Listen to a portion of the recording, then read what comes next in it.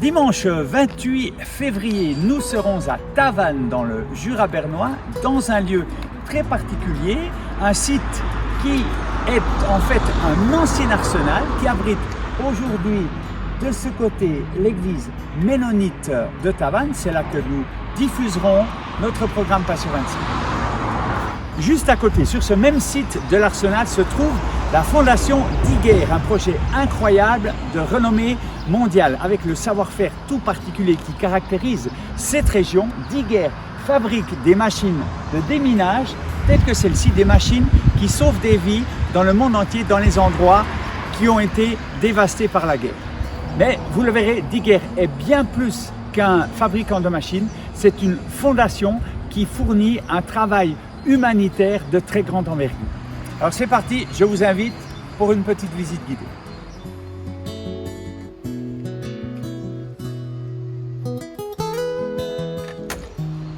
Salut Philippe.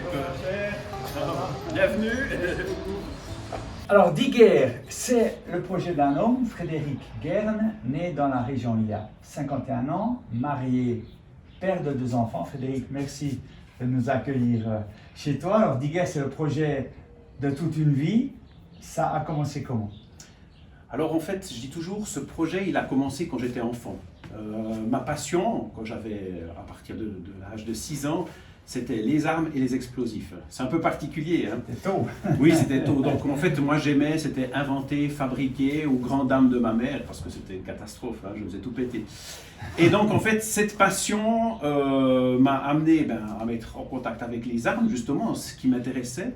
Et puis, rapidement aussi dans ma vie, j'ai aussi fait une démarche au niveau de ma foi. Et cette ouverture, cette démarche m'a permis d'ouvrir les yeux. Et j'ai réalisé en fait que ces armes qui me passionnaient faisaient beaucoup de mal, quoi. Elles faisaient vraiment quelque chose que je ne voyais pas avant. Ça m'a ouvert un peu les yeux là-dessus.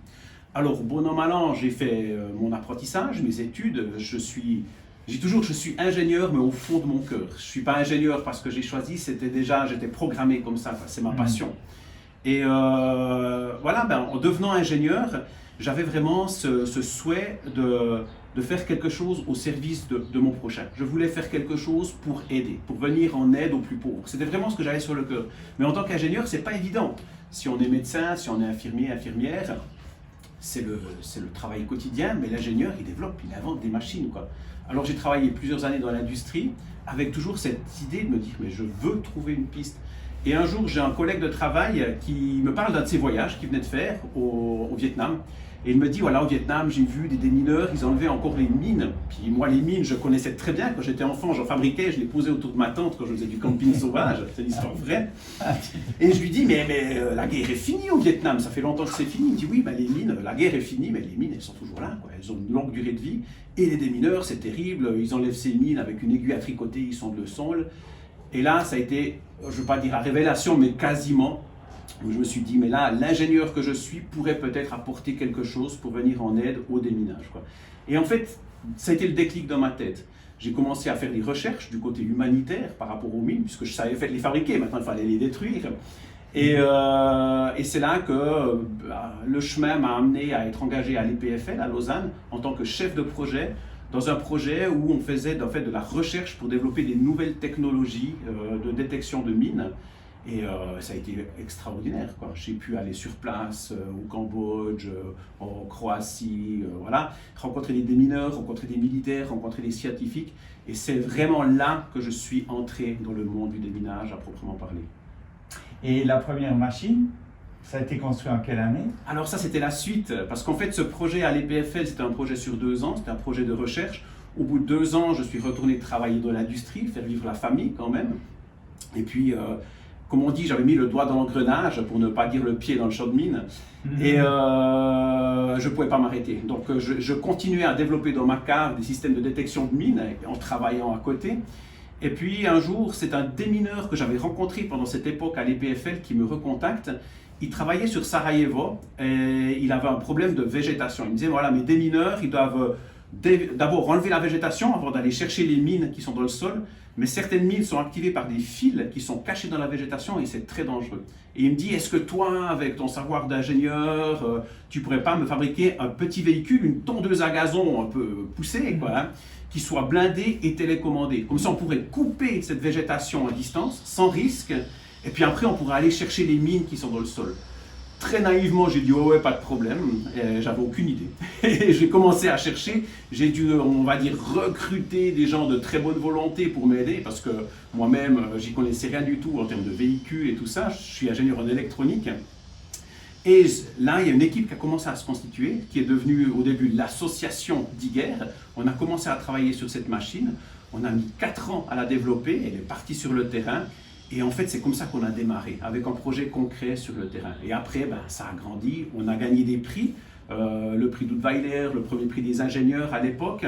Ça nous a permis d'avoir un petit peu de renommée, d'être soutenus par de plus en plus de monde. Et Diger est devenu une fondation, des employés, et Diger maintenant vit toujours du support des donateurs. C'est un truc de fou, mais on a une capacité beaucoup plus élevée à fabriquer des machines, à intervenir un peu partout dans le monde. D'accord. Et ces machines, elles fonctionnent comment?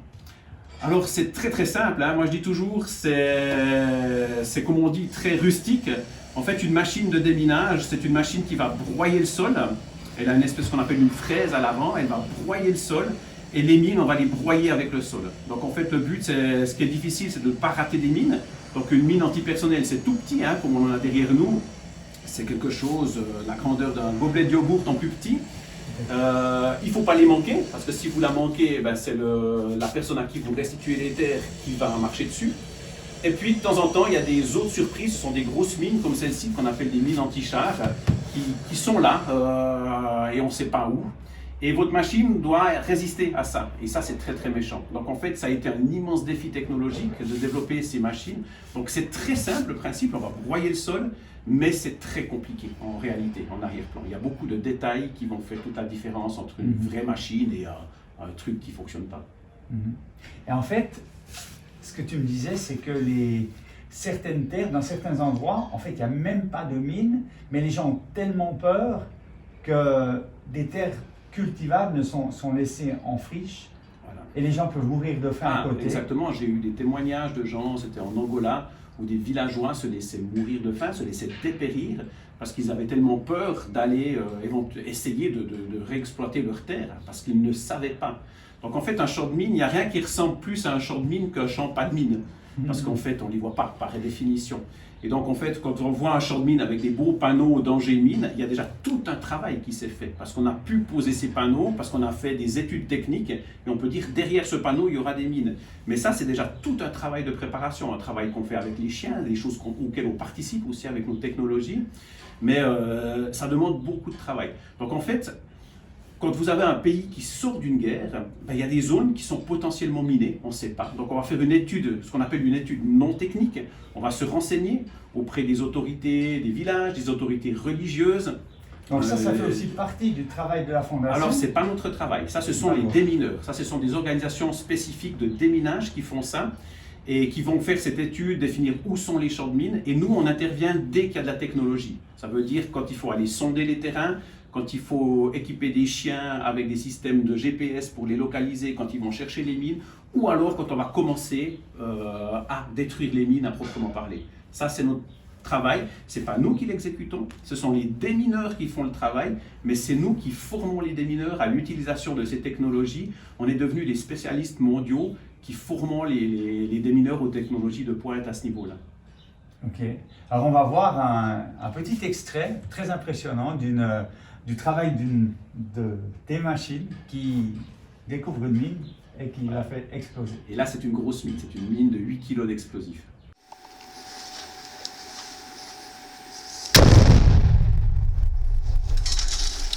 Alors c'est très impressionnant de voir ces machines travailler. Qu'est-ce qui différencie Diger d'un simple fabricant de machines de déminage? Alors le fabricant, lui, va le faire à but lucratif, c'est-à-dire un fabricant de machines de déminage, on a des concurrents, ils font ça dans le but d'engraisser, de donner de l'argent aux actionnaires, si on veut, de manière très réductrice. De l'autre côté, on est une fondation reconnue d'utilité publique, il n'y a pas d'actionnaire, on n'est pas autorisé à redistribuer des éventuels bénéfices. Et ça nous ouvre la porte en fait de pouvoir, dans certains cas, on va jusqu'à chercher les financements pour monter des projets de déminage. Donc en fait, on va prendre le projet de déminage à la source. Il faut savoir que c'est assez difficile comme système. Le monde du déminage humanitaire est un monde qui fonctionne moyennement bien, on va dire, quoi. Et souvent, il y a des manques d'argent. Donc, typiquement, Diguer est soutenu. Donc, nos salariés sont principalement payés par des donateurs privés qui nous permettent de vivre. Mais les projets, ce sont des projets qui coûtent assez cher. Une machine, c'est vite un demi-million pour réussir à amener la machine, la fabriquer, faire la formation et tout ce qu'il faut, les pièces d'usure et tout ça qui va avec. Donc, en fait, comme les démineurs n'ont pas les moyens, en fait, on va trouver des projets avec eux sur le terrain. Donc, eux connaissent les pays en question, ils sont là parfois depuis plusieurs années. On les rencontre, on discute, on établit un projet, on définit si la machine pourrait y travailler ou non. Si c'est possible, on va effectuer une petite mission d'évaluation sur place pour valider la chose. On va monter un dossier et ensemble, avec les démineurs, on va chercher les fonds. Ce qu'une entreprise à but commercial ne pourrait pas faire. Et donc là, on intervient, on va contacter l'aide humanitaire suisse, certains cantons qui ont aussi des fonds humanitaires pour récolter un petit peu des fonds et monter des projets. On en a déjà monté 8 comme ça, des projets d'envergure. En fait, les machines de déminage, ça c'en est une. C'est une Diguer D2 de la seconde génération. Et la méthode de travail, en fait, est très simple. Cette fraise qui est à l'avant de la machine va tourner à grande vitesse et on va broyer le sol avec ça. Et donc en fait le but c'est les mines antipersonnelles de les broyer, de ne pas les rater. Et puis de temps en temps on va se retrouver, il y aura une mine anti-char beaucoup plus grosse faite pour détruire un char. Et on doit aussi pouvoir non seulement la détruire, mais surtout on doit survivre à cette explosion. Et ça a été tout un défi de développer en fait des machines capables de survivre à l'explosion d'une mine faite pour détruire un tank. Et donc en fait ce genre d'outils, ça fonctionne, on y arrive. Donc voilà. Donc l'histoire de cette machine ici, c'était notre deuxième machine que nous avons fabriquée. Elle a travaillé 3 ans au Soudan, d'abord au Sud-Soudan, ensuite au Nord-Soudan. Elle a déminé des champs de mines, notamment à la frontière entre le Soudan et l'Éthiopie. Et puis ce qui était extraordinaire, c'est que le conflit était terminé depuis plusieurs années. Beaucoup de Soudanais avaient fui le pays et étaient réfugiés dans des camps de réfugiés en Éthiopie. Et quand cette machine a fait des tranchées, donc des ouvertures dans les champs de mines, on a vu des réfugiés revenir en masse et reconstruire des villages autour de nous, quoi. Et donc, on peut dire que cette machine a changé la vie à des dizaines de milliers de personnes. C'était extraordinaire, c'était notre deuxième, enfin, pour dire une des premières plus grandes missions que nous faisions. Et le résultat était déjà, voilà, c'était vraiment encourageant. Magnifique. Alors, on a travaillé juste dans 16 pays jusqu'ici, donc en Afrique, en Europe, en Asie et puis aussi en Amérique latine. Donc, Europe, je pense que c'était essentiellement l'ex-Yougoslavie. Oui, exactement. Et aussi la France. Hein. Ça surprend tout le monde, oui, parce qu'en fait, en France, il y a des résidus explosifs de guerre ou industriels qui se trouvent un peu partout et il y a beaucoup d'organisations. Alors là, c'est plutôt des entreprises commerciales, puisque c'est quand même un pays qui a un peu plus de moyens, qui font ce travail, mais qui ont aussi besoin de travailler de manière sécurisée avec des machines qui protègent la vie de leurs opérateurs. Et qui ont un label suisse, aussi le label Swiss Made. C'est quand même une référence. Alors, c'est une référence vraiment importante, absolument. C'est vraiment, dans ce domaine-là, la qualité va faire toute la différence, quoi. Et c'est un peu aussi ce qui nous caractérise ici. La mentalité Jura bernois, Neuchâtel, tout ce Béjune qui se retrouve avec ce savoir-faire technologique. Exactement. Absolument. Merci beaucoup Frédéric. Merci à toi.